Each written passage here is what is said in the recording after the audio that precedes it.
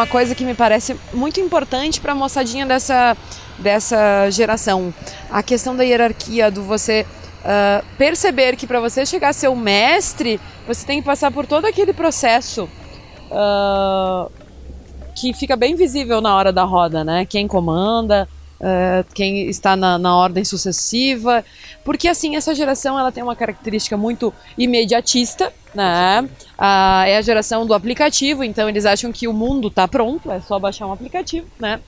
E enxergar esse processo evolutivo, demorado, que exige treino toda semana, que faz você suar a camisa, me parece que está treinando para a vida, não tá? O que vocês acham? Com certeza. A gente tenta conscientizar os alunos de que eles têm que merecer os seus prêmios, digamos assim. Se eles querem trocar de graduação, existe uma...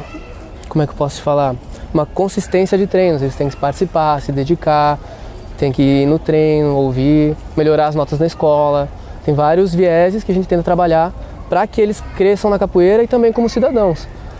Porque, como tu disse, o mundo está muito imediatista. A gente vê isso até na política, onde as pessoas acham que vai entrar um presidente e em 4 anos vai mudar o Brasil todo.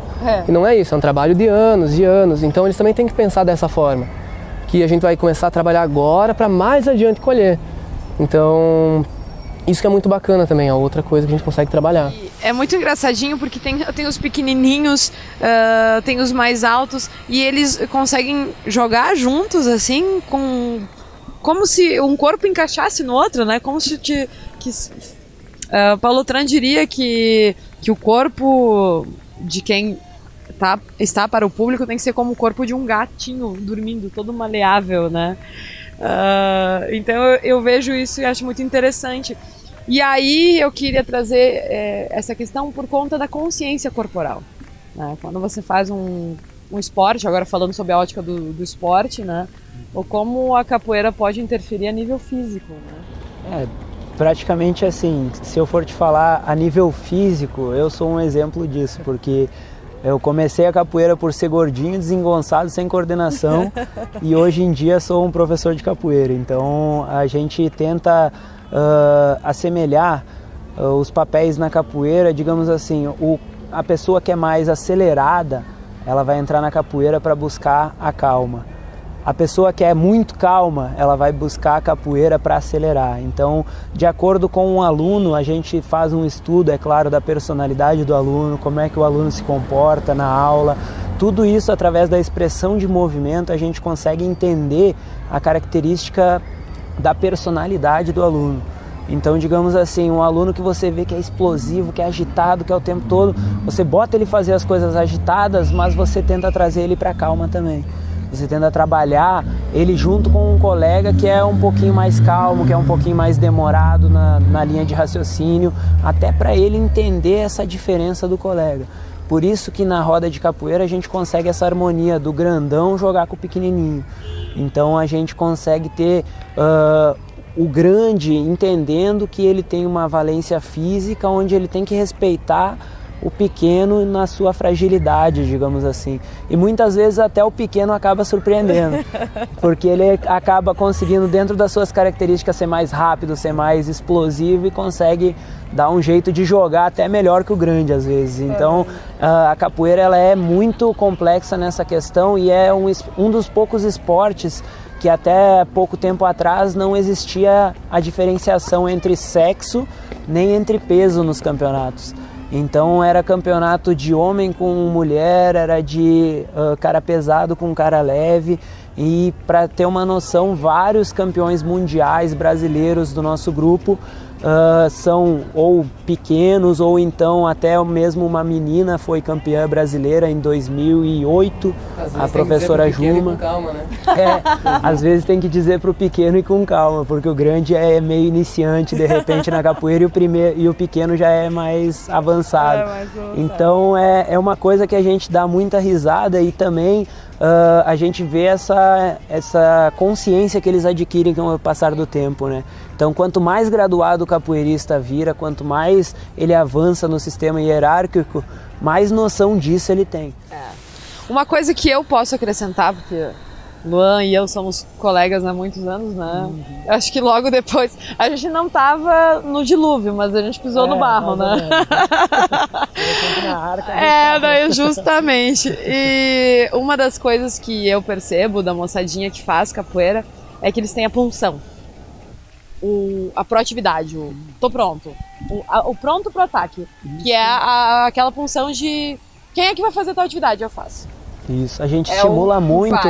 A gente estimula muito também a autonomia, porque a roda ela é um elemento orgânico. Ela não é um elemento onde eu preciso mandar ou o William precisa mandar os alunos a praticar, entrar, a pegar um instrumento, a bater uma palma, a cantar. Tudo isso é orgânico, eles vão aprendendo conforme o passar do tempo e vai se tornando cada vez mais natural. E quanto mais natural, melhor fica. Quanto mais natural, melhor é essa interação deles com o ambiente, com a roda. Então eles mesmos já se corrigem. Digamos, o colega não está batendo palma, ele dá uma cutucadinha assim, aí o colega já entende. Não precisa aquela expressão do mandar, não precisa. Às vezes é só num olhar. Eu olho para um aluno, ele já sabe o que eu estou pensando, o que eu quero, o que está errado, o que está certo, ou se é para ele jogar, se não é, entendeu? Então a roda ela é um ambiente orgânico que funciona por si só. Se a gente começa a tocar o berimbau, toda a roda já sabe que o berimbau gunga comanda, que o médio vem junto, que o viola faz a função dele dentro da roda, que o atabaque, o pandeiro, o agogô, eles vêm todo numa harmonia.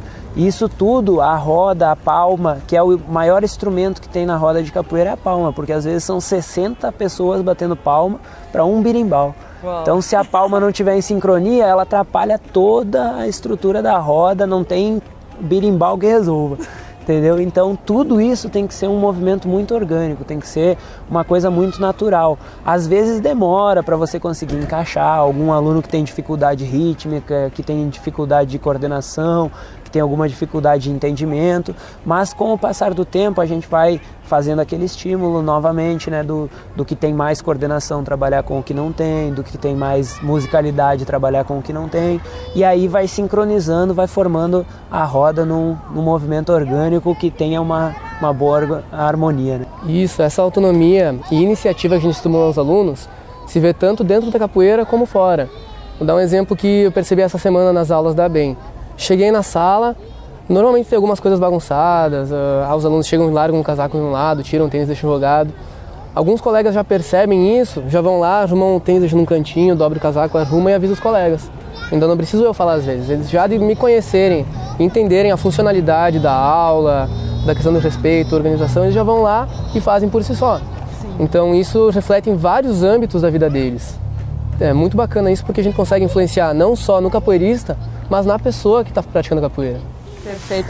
Contem pra gente, pro público que está em casa, que não tem toda essa formação que vocês tiveram a oportunidade de ter na vida, onde surgiu a capoeira, qual é a história da capoeira no país? A capoeira ela teve origem pelos escravos africanos, mas aqui no Brasil. No período da escravidão, ela surgiu como uma maneira de se libertar, eles treinaram ela como uma luta, como uma defesa.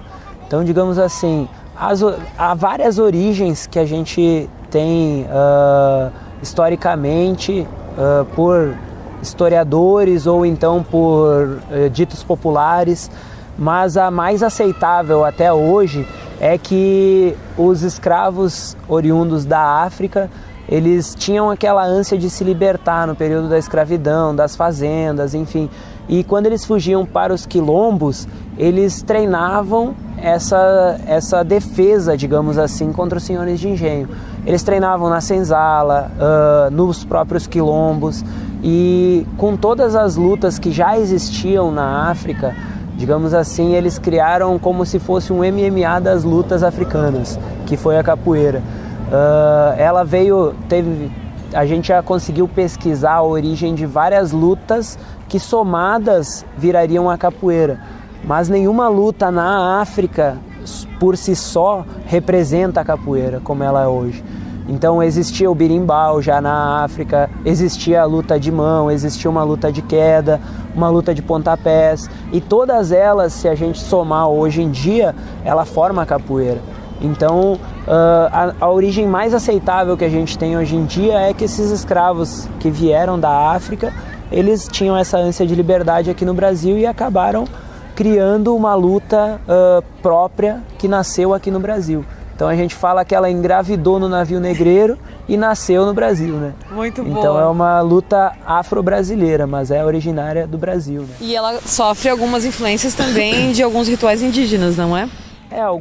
Algumas menções de rituais indígenas, porque quando os colonizadores chegaram no Brasil, eles também escravizaram os nossos índios, né? Então, essa miscigenação aconteceu, né? A gente não pode negar que ela tenha acontecido. Então, não há muitos relatos, muitos papéis históricos, assim, dessa origem, mas também existe dentro da cultura indígena algumas lutas que se assemelham com a capoeira. Então, quanto à questão indígena, já li alguns documentos que falavam sobre algumas menções dos indígenas dentro da capoeira, como as nomenclaturas de golpes, mas a origem da capoeira, acho que isso não é suficiente para dizer que ela seja indígena. Porque dentro da cultura indígena existem algumas lutas, mas mais rituais do que como finalidade marcial, para defesa.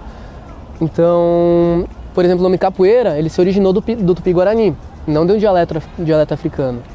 Mas não é suficiente para dizer. Porque, por exemplo, capoeira tem várias origens nesse nome. Tem um pássaro que tem esse nome. Capoeira, em português de Portugal, se não me engano, também tem outro viés do que seria.